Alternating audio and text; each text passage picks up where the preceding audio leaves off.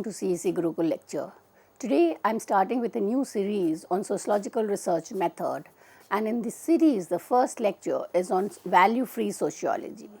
We try to understand or answer to the question, is value-free sociology possible? So the whole idea of whether sociology should be a value-free or there is no place for personal judgments is something which has been debated in sociology since the discipline started. And kind of the idea is that why did the demand or the claim for value free sociology was because it was a discipline which comes in kind of very late, and the idea was to have a science of society.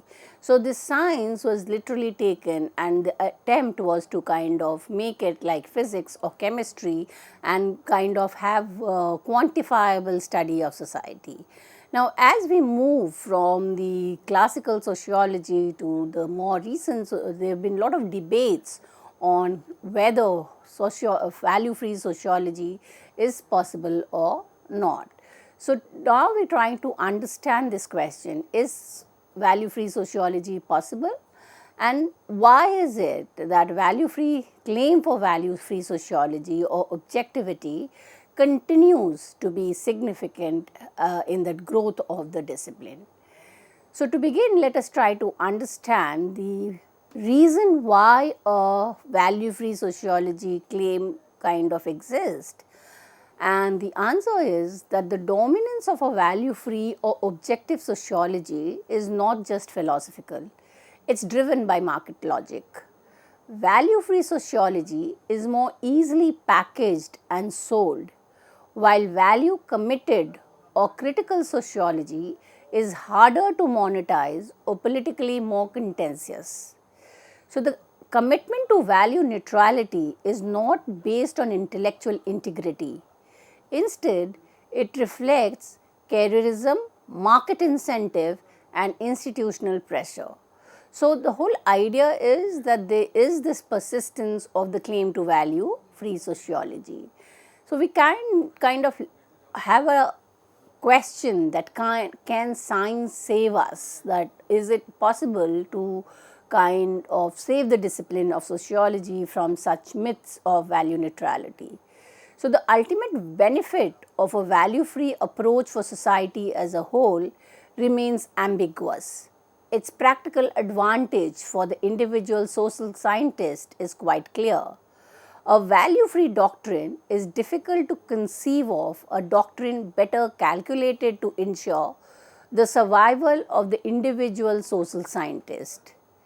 This is because, as previously argued by David J. Gray, if social science is stripped of ethical consideration and focuses solely on empirical effectiveness, it can be useful to any regime regardless of its moral character. So it's neutral. So it kind of is a discipline which can get support under any kind of circumstances.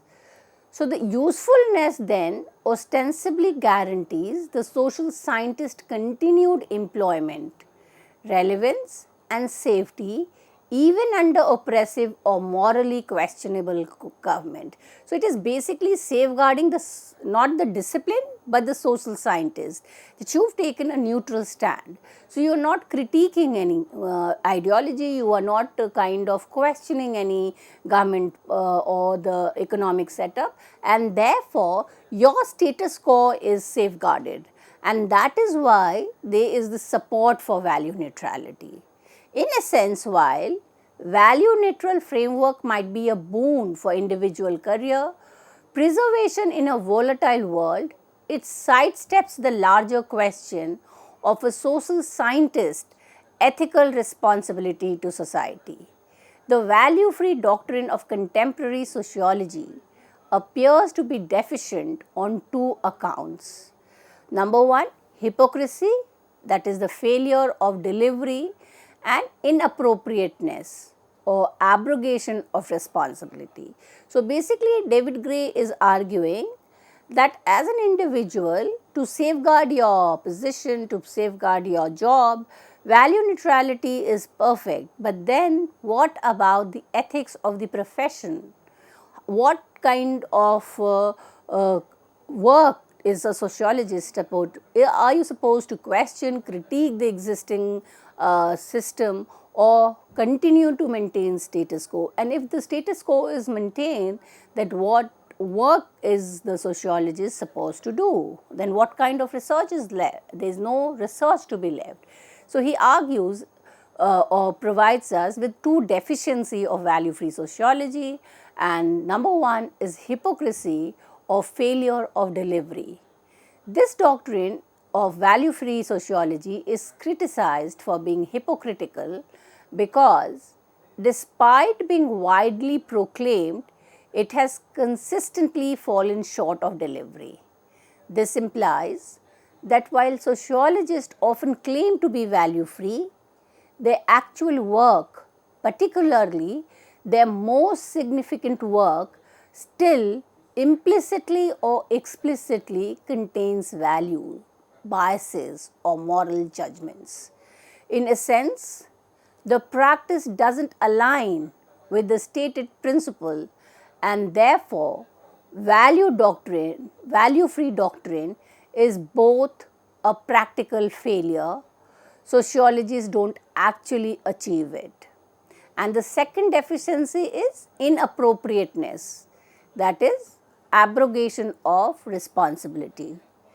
This doctrine of value-free sociology is deemed inappropriate because it suggests that if sociology, the discipline that claims to know most about the nature of social life, refrains from offering its most reasoned judgment, which would presumably be informed by values and ethical consideration, then this crucial obligation falls to those less competent to make them.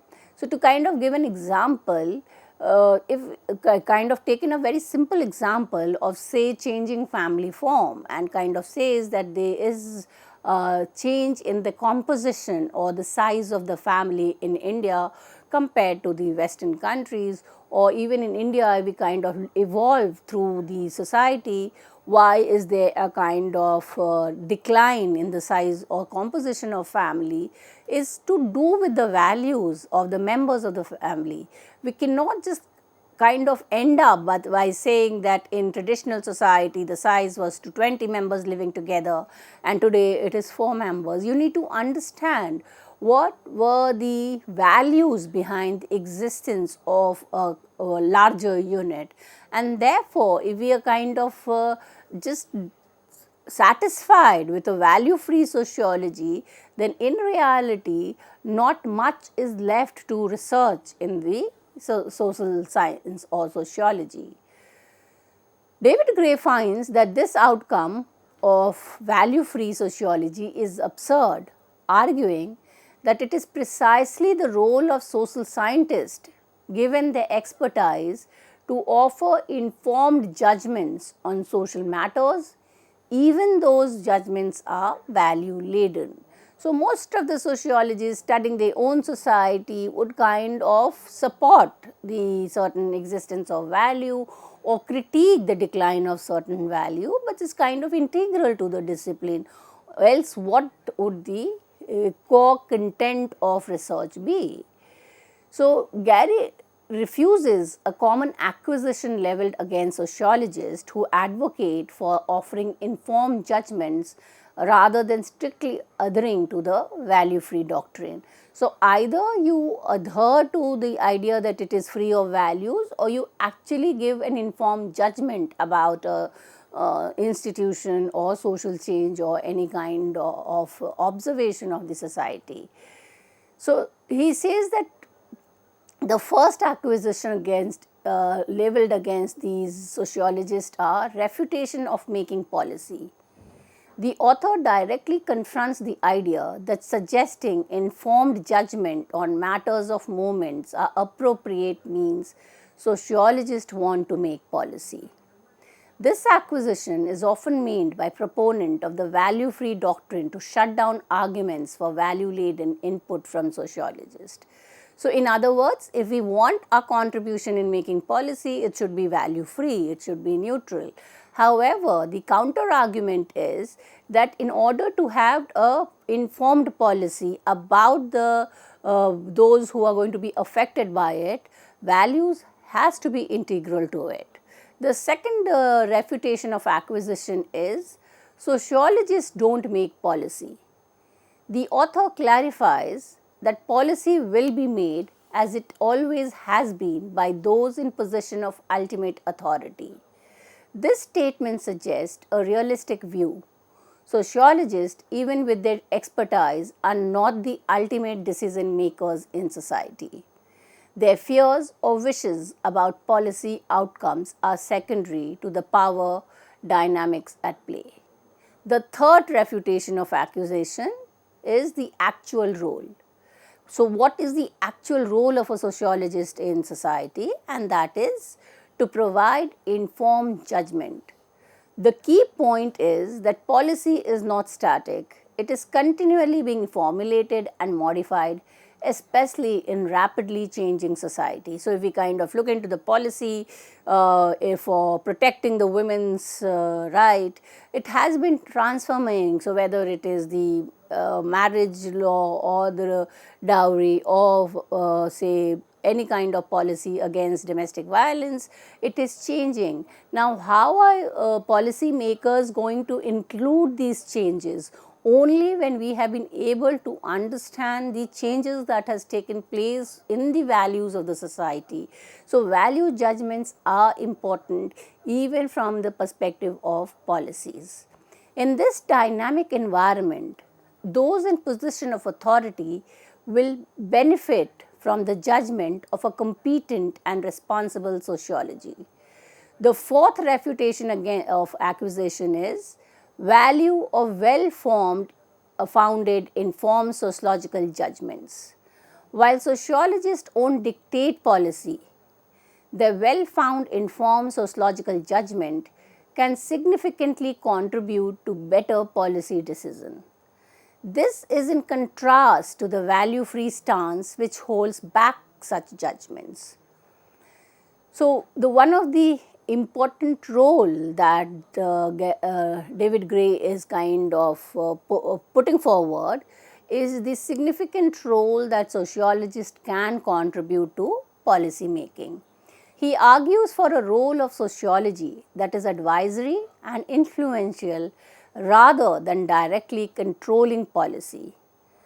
Sociologists, by offering ethically informed and well-reasoned judgment based on the understanding of social life, can contribute to more effective and just policies without overstepping their professional bounds or falling into the trap of believing they have ultimate political authority. Advocating for sociologists to offer informed judgment does not mean a free-for-all of personal opinion. Instead, it proposes a responsible approach to integrate values into sociological work. The author explicitly states that they are by no means recommending a license to offer value judgments at random. The goal isn't for sociologists to become a platform for arbitrary personal belief. So, it's not that there is a space for value or judgment. That does not mean that we, without the facts, without doing a field-based observation, kind of laden the research with our values. It's kind of the two extreme. It cannot be completely absent of values. At the same time, it cannot be overladen with the personal values or judgment of the sociologist. And therefore, he is not kind of saying that value-free sociology is completely redundant. He is saying it's important and useful place in the discipline. And therefore, David Gray gives us certain advantages of a value-free sociology. Number one, careful, fair-minded judgment. The desired approach is to proceed as significant minds always have, and that is offer a careful, fair-minded and reasonably objective consideration of the facts to offer whatever meaningful judgment seems appropriate. This emphasizes the judgment should be grounded in data and rigorous analysis and not personal whims and fancy of the researcher. Second, scientific role is not compromised. So, in his the reading, he argues that such judgment doesn't compromise one's scientific or scholarly role. This is illustrated with two compelling analogies. The number one, the oceanographer. An oceanographer who warns of an imminent tidal wave based on data isn't less of a scientist for expressing concern and suggesting evacuation. Their scientific understanding informs a responsible judgment. Now, when he is able to kind of predict the waves in the ocean, he or she is not kind of concerned about his own personal opinion or safety, but is kind of giving a judgment based on the scientific records or scientific observation. So, similarly, as a sociologist, based on the research, based on the observation of sociology, values can be integral to the findings. The second analogy is of a social scientist. Similarly, if a social scientist foresees an impending racial crisis from their data and advises city authorities to take measure, this doesn't compromise the scientific integrity, their data, sociology or science itself. So, as a sociologist, the value kind of becomes a guideline for responsibility. So, we have to kind of be aware that as active members of the society, studying the society itself, responsibility is a virtue. So, the co-argument is to be responsible has always been a virtue. The author contends that value-free, amoral sociological doctrine has attempted to convince us otherwise, implying that this doctrine wrongly discourages a morally engaged and responsible approach to social science. In a sense, the text champions a socially responsible sociology where well-founded, ethically informed judgments are seen as natural and virtuous extension of scientific inquiry rather than a departure from it. A critical examination of the value-free doctrine in sociology by contrasting it with the approach of Emil Durkheim, a foundational figure in the discipline.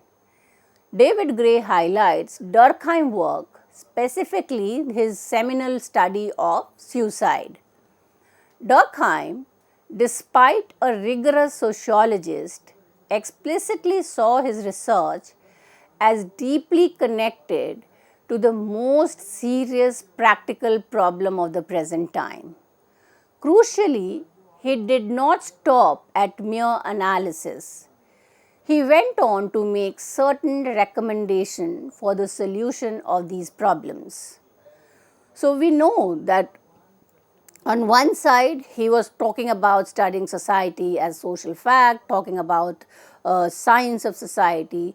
At the other side, we see that he is kind of dealing with an important moral problem of the society. So, he doesn't kind of just give statistics and say this kind of suicide is prevalent in industrial society.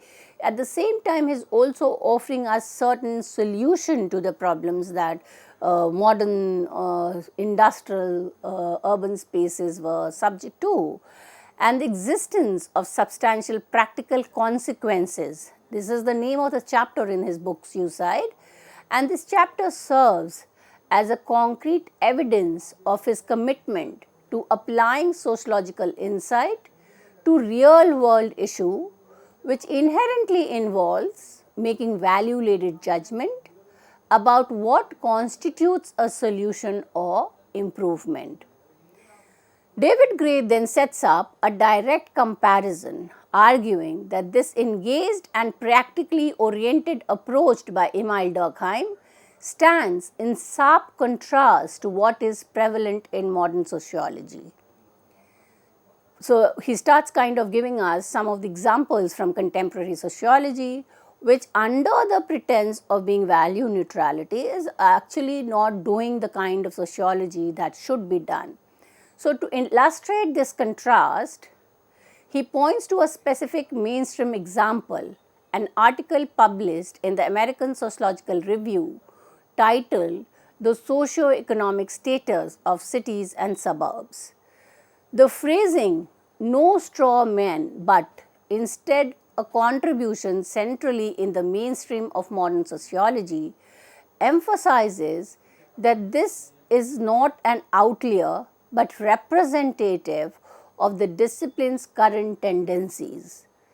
The author implies that while such an article might appear to offer an understanding of modern urban age, however, it falls short of offering the kind of practical consequences or meaningful judgment that Durkheim provided, precisely because of its adherence to value-free doctrine.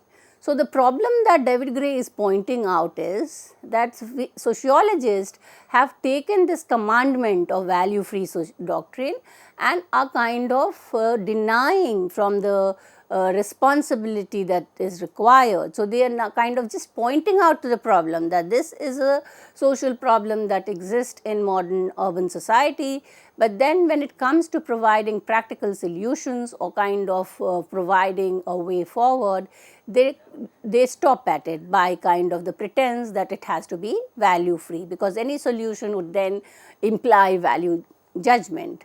So, in a sense, David Gray uses Durkheim as a historical benchmark to argue that contemporary sociology, in its pursuit of a purely free stance, has sacrificed its potential to offer informed judgment and practical solution to pressing social problems, thereby diminishing its social relevance compared to its earlier, more engaged form.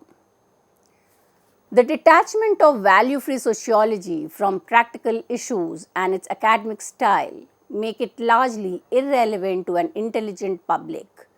This is due to the tortured verbal style and tentative and hesitant conclusion of modern sociology. Even an intelligent citizenry concerned with life in the 20th century would understandably turn to more accessible and relevant publication. So, there is no dearth of publication by sociologists on the some of the more important problems that the society is facing. But why is these publications not attracting the readership is because it is kind of incomplete. They are kind of just pointing out to the problem which anyone is already aware of. So, what would actually draw attention is to kind of look into what kind of suggestions or solutions are kind of being provided and not kind of have an abrupt or tentative conclusions. This implies that the current academic style alienates itself potential audience and fails to engage with pressing societal concern in a meaningful way. So, why is that Durkheim, who is written decades, is still relevant? One can still connect it to the some of the problems that is facing, and kind of the more contemporary sociologists are not able to create that connect, and that is because of the following this commandment as a kind of a strict rule that it has to be value free.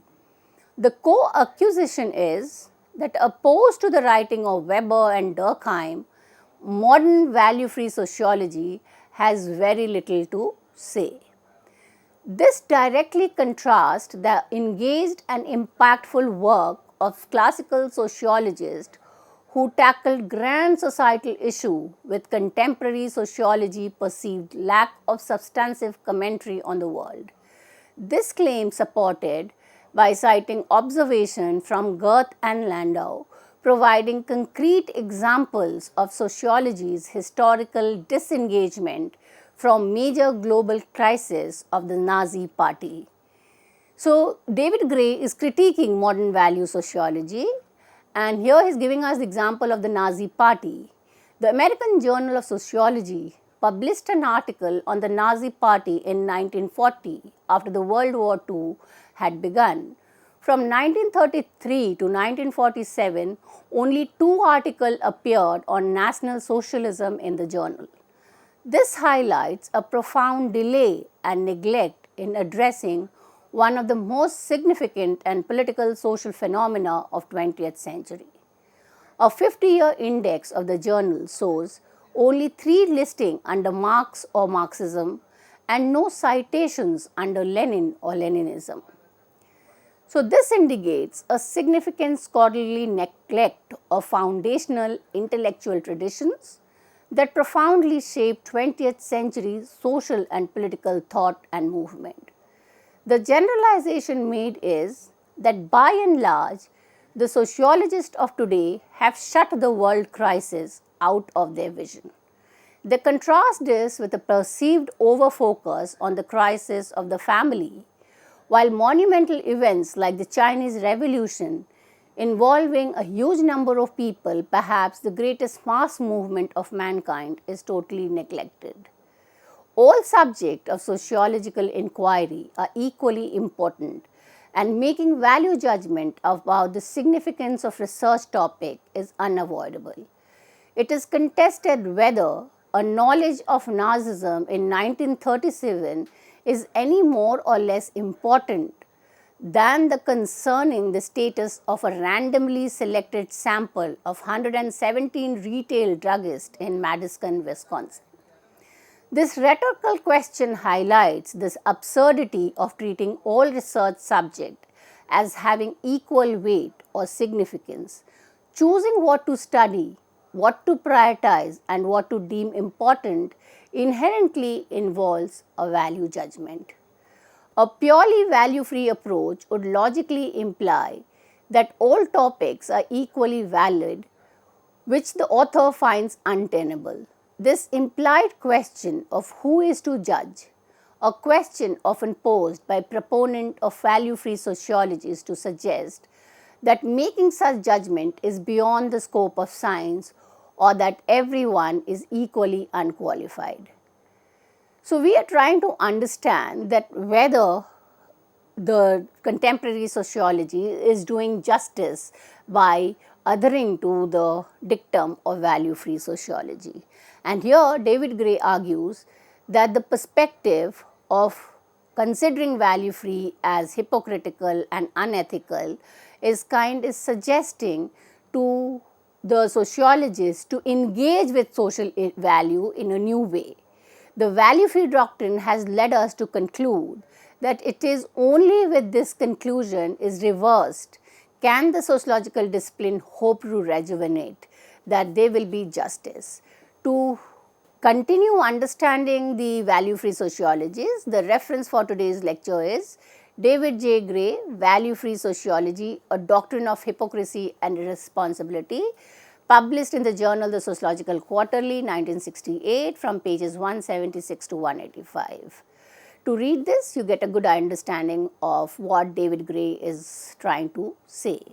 With this, I come to an end of this lecture. Thank you.